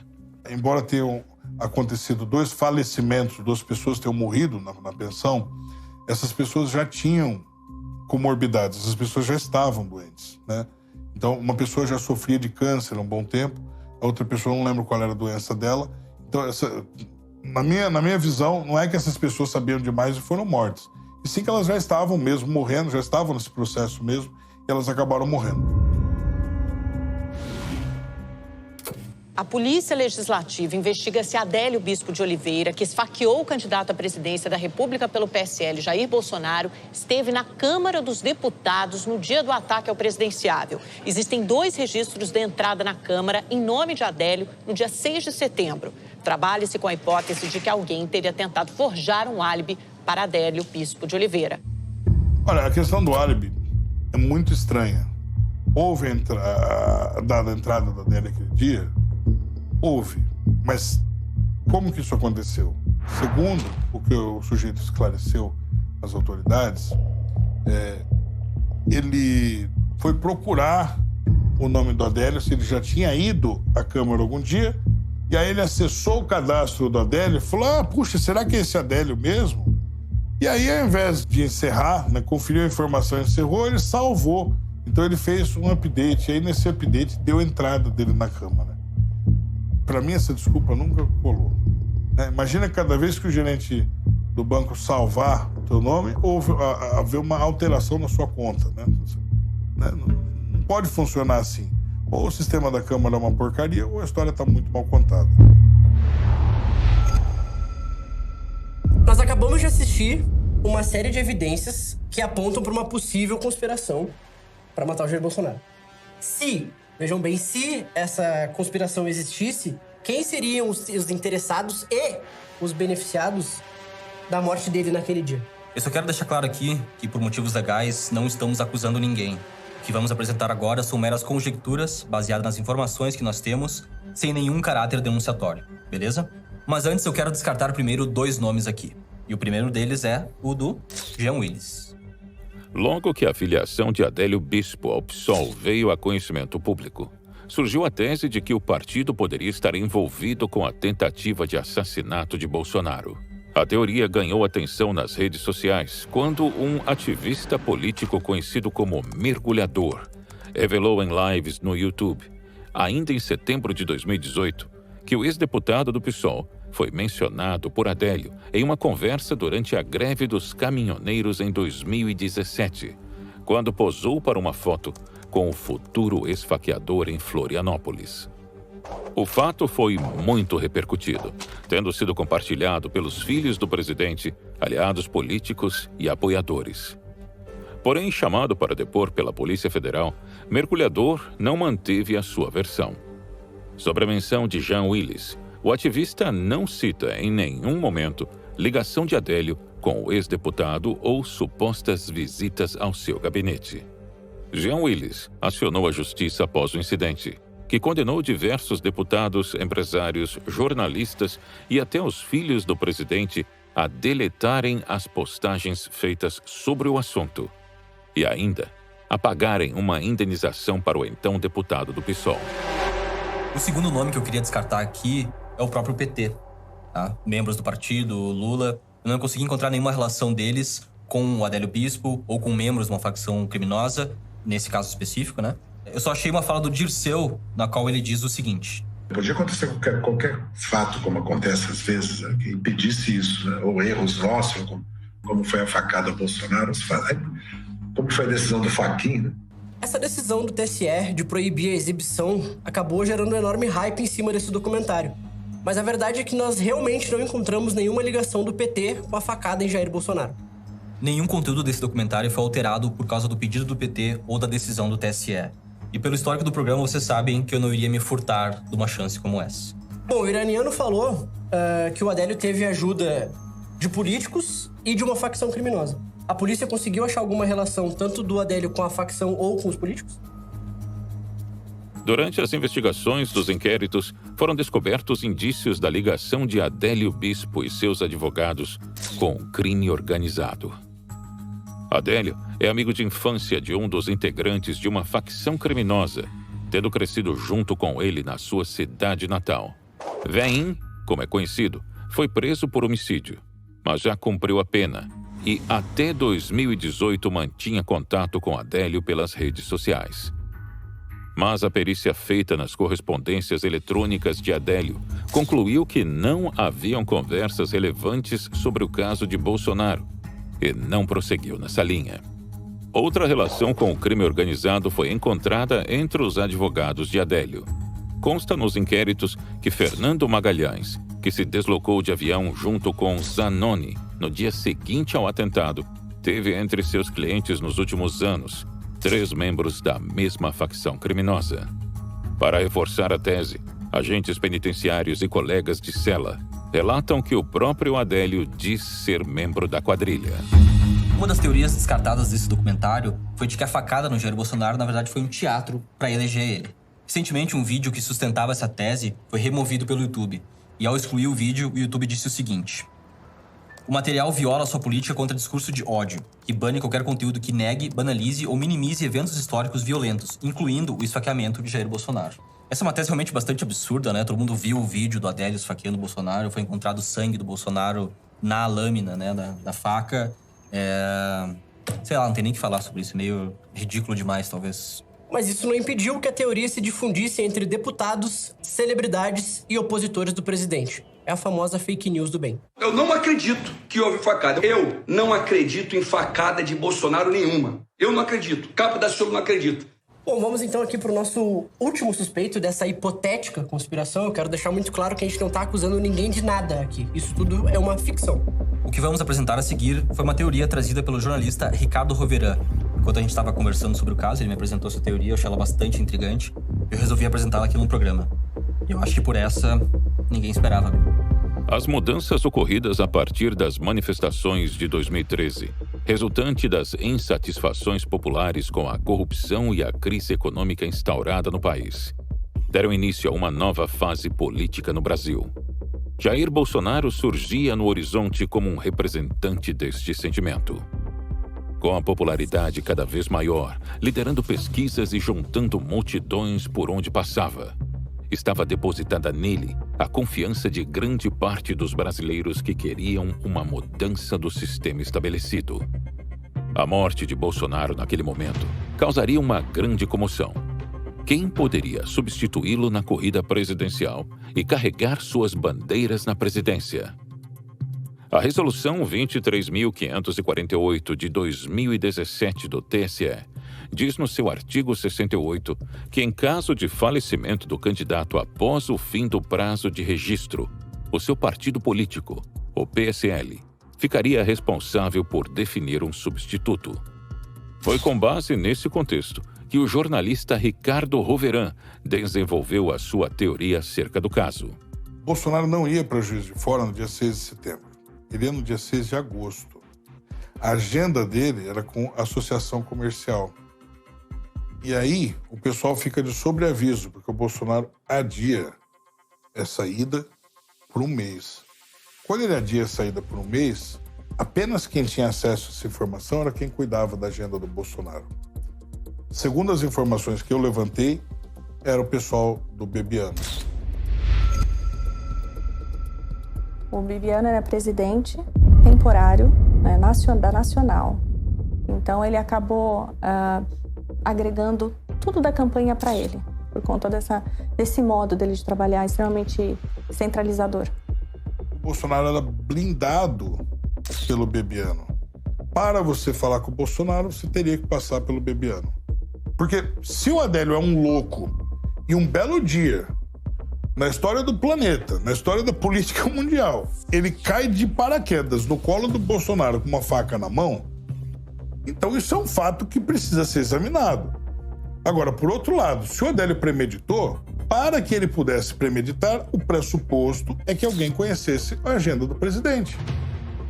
Inclusive, logo após o atentado, eu fui chamada para depor na Polícia Federal e, assim, eu fui muito clara no meu depoimento. Eu disse que até o momento, quem sabia dessa agenda era só a gente que estava na organização e a gente tinha sido acionado diretamente por parte do pessoal do PSL, que no caso eram as figuras do Bebiano e o Marcelo Álvaro Antônio.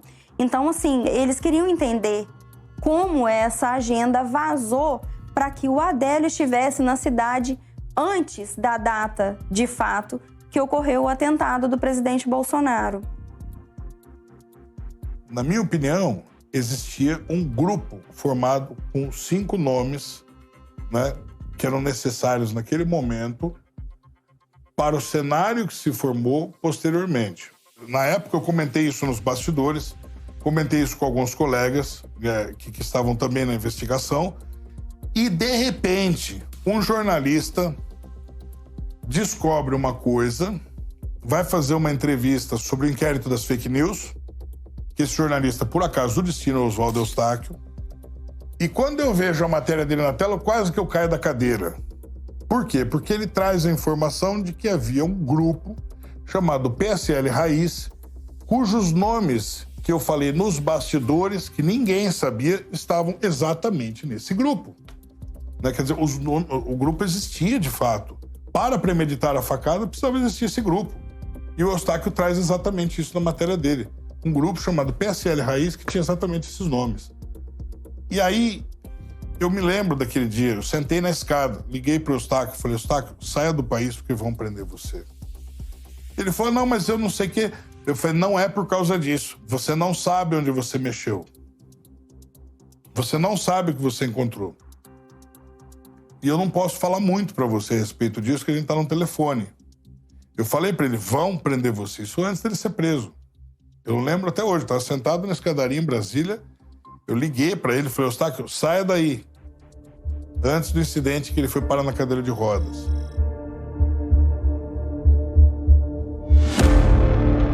Existe uma outra coincidência muito forte para mim, que leva ao raciocínio desse grupo de 5 pessoas, onde o Bebiano entra, que existiu uma pessoa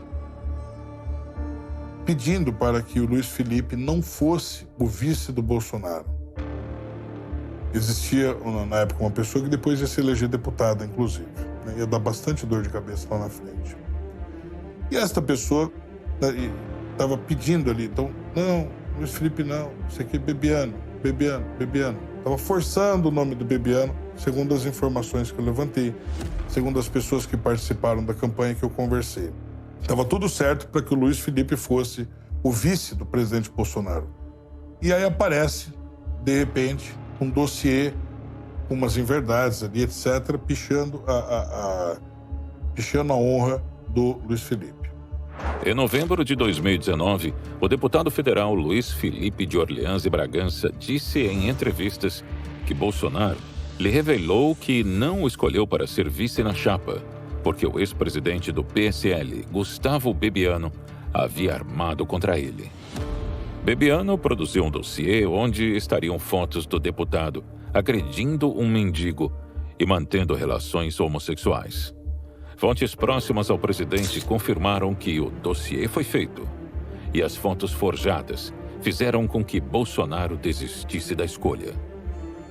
E o Bolsonaro desiste dele e de supetão, do nada, aparece e fala assim, não vai ser o Mourão. Segundo os meus cálculos, quando o Bolsonaro traz o Mourão e não o Bebiano, esse pessoal tem que adiantar os planos. Por quê? Porque você tem uma lei eleitoral que diz, uma resolução do TSE de 2017, que vai dizer o seguinte, que se o candidato falece 20 dias antes da eleição, a imagem dele permanece na urna. Então as pessoas não votariam Bolsonaro, votariam outro nome, mas a imagem na urna ia aparecer do Bolsonaro. Porque não dá para você fazer isso por causa da preparação das urnas, né? Eles não começam a preparar assim, em cima da urna, pirim-pim-pim, varinha de condão, sai uma urna pronta. Não é assim que funciona. Tem uma preparação, são 5.565 municípios no Brasil. Cada município tem 3, 4, 5 escolas, cada escola tem 10, 15, 20 zonas eleitorais. Cada zona eleitoral vai ter uma urna. Então, caso o seu candidato faleça, venha a óbito, antes 20 dias antes da eleição, a imagem dele permanece na urna. Isso é uma lei, uma resolução do TSE. Você vai falar, bom, o crime foi cometido no dia 6 de setembro. A eleição foi acontecer lá para o dia 3 de outubro. Então, nesse intervalo, se o presidente falece, a probabilidade de alguém usar isso e usar a lei atrelada a este fato para confundir a população, a pessoa pensa que está votando Bolsonaro e está votando em outra pessoa, é muito grande. E aí você diz o seguinte, bom, se o Bolsonaro fica com o Bebiano, opção A, ele escolhe, fala assim, não vou querer o Luiz Felipe porque apareceu um dossiê e vou desistir dele e o Bebiano entra. Se o Bolsonaro fica com o Bebiano, eles têm tempo de agir. Agora, caso isso não aconteça, então o caminho tem que ser outro. Então o Bolsonaro tem que ser morto nesse prazo, nesse intervalo. Por quê? Porque senão eles perderam tudo, porque eles perderam o vice. Então eles têm que aproveitar essa legislação para poder matar o presidente, para poder tomar o poder. Porque senão, se isso não acontece, quem que entra? Entra o Mourão. E aí com o Mourão também, eles não iam ter que fazer o quê? Matar o Mourão também? Entendeu? Então, eles não iam tomar o poder desse jeito. Eles falam, bom, não vamos tomar o poder assim. E a gente tem que matar esse cara antes da eleição. A gente usa a lei a nosso favor e elege quem o PSL quiser. É claro que isso tudo que eu estou falando está no nível das hipóteses de investigação. Uma investigação, para quem não sabe, é você usar a metodologia científica na solução de um crime. Para você usar a metodologia científica, você tem que levantar todas as hipóteses e testar uma por uma, fazer a indução, né? Caso isso aconteça, seria assim associado. Caso aquilo aconteça, seria de outro. E aí você vai derrubando as impossíveis até que só sobre uma possível no final. Então, neste caso que eu estou dizendo, essas hipóteses também têm que ser pensadas. Eu digo PSL, não estou acusando o PSL disso, mas estou dizendo que, de fato, isso seria uma vantagem política num jogo psicopático. Eu lembro de ouvir, né, na época que os policiais falaram para ele, Jair, não vá, a gente não vai conseguir garantir sua segurança. Mas, né, segundo dizem, o Bebiano chegou para o Jair e falou, capitão, o pessoal está gritando seu nome aí, vai ficar muito chato se o senhor não sair para conversar com o pessoal. E o Jair, que sempre gostou muito dessa proximidade e gostava de ter esse calor humano, de entrar, cumprimentar todo mundo, ele, né, um apelo desse ele não tinha como resistir. Então ele falou, não, eu vou. E acabou enfrentando a multidão e aconteceu essa tentativa de homicídio, né? Tem uma questão que surge dessa teoria que o Roberto apresentou, que é uma questão que envolve a Joyce Hasselman, certo? A Joyce Hasselman supostamente é um membro desse grupo do PSL Raiz e ela deu uma entrevista pro Morning Show na Jovem Pan, no qual ela diz o seguinte: naquele dia a célula não estava completa. E algumas pessoas que geralmente estavam naquele momento quente da campanha ao lado dele, como o Bebiano e eu, nós não fomos comunicados dessa agenda. Só que o Bebiano estava lá no dia. Ele aparece em várias fotos, vídeos, né, atrás do Bolsonaro, em vários momentos ali durante aquele dia. Então por que ela dá essa entrevista querendo tirar o foco dela aí do Bebiano? No mínimo suspeito. Por que ela ia levantar essa bola? Se ela sabia que ele estava lá, por que ela vai falar isso? Não são evidências, mas são premissas de raciocínio que levam você a imaginar que é mais fácil a turma tucana ter armado tudo isso ou a turma do PSL ter armado tudo isso do que propriamente dito o pessoal do PT. Eu imagino isso pela minha leitura, estou sendo muito sincero aqui. Fato curioso é que após a morte do Bebiano, o celular dele foi destruído. Mas onde Adélio Bispo entra nessa hipótese? Qual seria a relação dele com esse grupo de pessoas? Qual seria o papel da igreja na qual ele fazia parte e que custeou parte dos seus advogados? A imprensa foi atrás de 3 igrejas, né? Foi atrás de 3 igrejas dizendo que o Adélio faria parte de alguma delas. Foi atrás do pessoal dos Testemunhos de Jeová, o Adélio não fez parte dos Testemunhos de Jeová. Ela foi atrás de uma igreja, salvo engano, os Adventistas, né? O Adélio participou dos Adventistas? Participou, mas tinha 16 anos de idade. Depois ele abandonou aquela igreja e então não fez mais parte dela. E depois foi atrás de um senhor que abriu uma igreja na casa dele, lá em Montes Claros, que é uma pessoa super pobre. Ainda você vê a casa dele ainda fazendo acabamento naquela época, um lugar pequeno. Você fala, esta pessoa, com certeza, pelas condições que ela apresenta, não tem nada a ver com o assunto. Isso é evidente que não tem nada a ver com o assunto. E ele falou, o Adélio não fazia mais parte aqui da minha igreja também. E aí você diz, qual era a igreja, então, que esse cidadão de muito boa fé, que pagou, né, esse filântropo do terrorismo, ele chegou ali e custeou o Zanoni, custeou os advogados. É a grande curiosidade que é o seguinte, a igreja que tem o costume de enfiar ideia na cabeça dos outros é uma igreja chamada Maranata. Né? Existem inúmeros problemas, inúmeras pessoas que você vai encontrar uma rápida pesquisa na internet falando nisso. Eu não tenho nada contra, nada a favor. Isso que eu estou falando são fatos, né? Já teve investigações policiais sobre essa igreja, etc. E eles têm esse negócio de que Deus mandou isso e aquilo.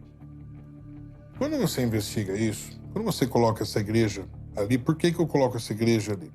Porque essa igreja é muito forte na região de Montes Claros. Então a probabilidade do Adélio não ser de nenhuma daquelas 3, que ele de fato não era, e ele sim ser dessa igreja, é muito grande. E aí você começa a ter, opa, se o Adélio disse que Deus mandou, né? Da onde ele tirou a ideia que Deus mandou? Quem disse para ele, quem foi o profeta, né? Por assim dizer, que convenceu Adélio de que Deus estava dando essa ordem. Nessa hipótese do Adélio realmente acreditar que alguém mandou, eu acho que aí seria o caso de dar uma olhada mais de perto, né? Eu não estou acusando, pelo amor de Deus, a Maranata ter feito nada. Mas aí vai entrar um segundo fato. O deputado de Minas, o Marcelo Álvaro Antônio, que depois foi ser ministro do Turismo, era dessa igreja. Como que você encontra o Adélio? Você precisa de um louco, entre várias aspas, não louco no sentido de doença mental, louco no sentido de um sujeito disposto a fazer, inconsequente. Sujeito que você fala, vai lá, ele vai. Como você chega no Adélio nessa conjuntura? Você precisa de alguém que esteja participando da Maranata e que faça essa ponte.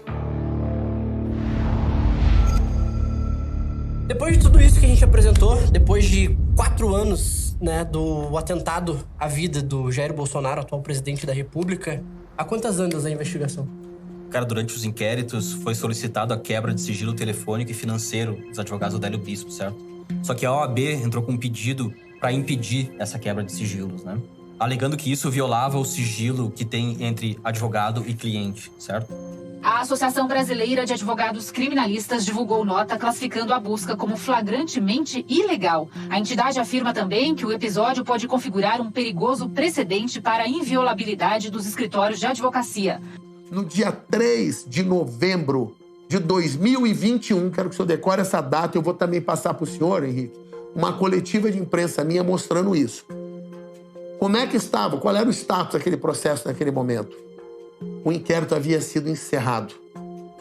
O inquérito encerrado, eu juntei nos autos a minha procuração dada pelo presidente da República, Jair Bolsonaro. Peticionei e coloquei minha tese ali. Fiz a sustentação oral, despachei com todos os desembargadores federais de forma virtual, está gravado e foi para o YouTube. E ali eu tive vitória. E graças à minha vitória e ao meu trabalho, foi reaberto o caso Adélio Bispo e o inquérito segue em curso e as investigações seguem em curso graças ao meu trabalho. Eu gostaria de falar muito mais, mas eu não posso, eu sou impedido por questões legais, por ser advogado do presidente, porque esse inquérito, esse procedimento tramita em segredo de justiça. Ou seja, se eu falar qualquer coisa aqui para o senhor nessa entrevista, eu seria punido pela OAB, punido pela própria Polícia Federal, representariam contra mim e, paralelamente, eu estaria prejudicando e traindo o meu cliente, o presidente Bolsonaro. Então, infelizmente, eu peço desculpa ao senhor, Henrique, eu não posso dar mais detalhes e me manifestar sob pena de eu ser punido legalmente, inclusive. Eu não tenho condição, peço desculpa a você. Mas se as pessoas soubessem o que está no inquérito, o que está acontecendo nas investigações, como é que seria a reação das pessoas no geral? As pessoas se revoltariam. Eu vou resumir em 3 frases. O comunista, ex-militante do PSOL, radical, Adélio Bispo, que tentou matar Jair Bolsonaro, não é louco. Não agiu sozinho e havia um grupo de pessoas com ele no dia. Os advogados defende qualquer um, defende facção. Não, eu defendo. Se pagar, defendo qualquer um. Qualquer um. Não tem facção, eu não sou do CV, do PCC. Eu defendo quem paga. O Sobral Pinto já dizia, não é profissão para covarde. E não é mesmo, não é. Eu acho que é o seguinte, eu acho que investigar é uma coisa séria e que você tem que fazer de forma desapaixonada. A maior dificuldade que eu tive o tempo todo foi enfrentar a quantidade, a enxurrada de informações falsas que chegaram até mim e que eu tive que provar, procurando a prova de se aquilo era verdade ou era mentira, eu chegando à conclusão que era mentira. Por exemplo, o Adélio recebeu 18 ligações da Manuela Dávila. É mentira. Ela entrou na justiça contra isso. E esse tipo de coisa, para quem está investigando, atrapalha muito. Você imagina você atrás da ligação do Adélio com a Manuela Dávila e o cara não conhece ela. Mas está todo mundo falando, te cobrando aquilo ali, e você indo atrás e você chega à conclusão que não. Não dá para você ficar preso em questõezinhas menores de pessoas que querem resolver o caso a partir de uma informação isolada. Você tem que pegar todas elas, fazer o conjunto, isso liga com aquilo outro, tal, montar o quebra-cabeça e ver a figura que forma no final. Aí você vai ter resposta. Antes disso, não dá. E você só vai fazer isso de forma desapaixonada. Você olhar de fora e falar, não sei o resultado que der, o que der vai ser a verdade, e a verdade é o que eu vou falar, independente de quem vai gostar ou não. É isso. Um momento muito desagradável, porque foi um momento muito triste ali, um momento, querendo ou não, que marcou um lado bem triste, ruim, desse serviço ali. Querendo ou não, é um serviço que você está ali para fazer e acontece uma surpresa dessa. Ali a gente acaba, não que a gente não está acostumado com situações que aparecem do nada, mas a gente fica aborrecido. E a gente se cobra automaticamente também naquele momento ali. Esse dia 6 de setembro foi um marco, assim, que deixou, vamos dizer, uma marca muito ruim para Juiz de Fora, né? Recentemente ele esteve em Juiz de Fora, no primeiro turno da campanha. A gente pôde presentear ele com uma certidão de renascimento. Juiz forano de coração. Ele ficou muito feliz, a gente tem certeza que essa mancha, pelo menos para ele, Juiz de Fora não vai carregar. Então apresentamos aqui evidências, mostramos aí nossas teorias sobre a tentativa de assassinato do então candidato Jair Bolsonaro. E antes da gente encerrar aqui, eu só queria dizer uma coisa, nós tentamos uma entrevista com o próprio presidente, para ele relatar o que ele sentiu naquele dia, como é que foi para ele todos esses acontecimentos, o que ele acha das investigações e tal. Mas eu fiz o contato com, muita gente, eu tentei realmente convidar ele para esse episódio, mas não me responderam, eu falei com a agenda, eles não retornaram mais. Então, infelizmente, não tivemos aí o depoimento do presidente nesse episódio. Lembrando que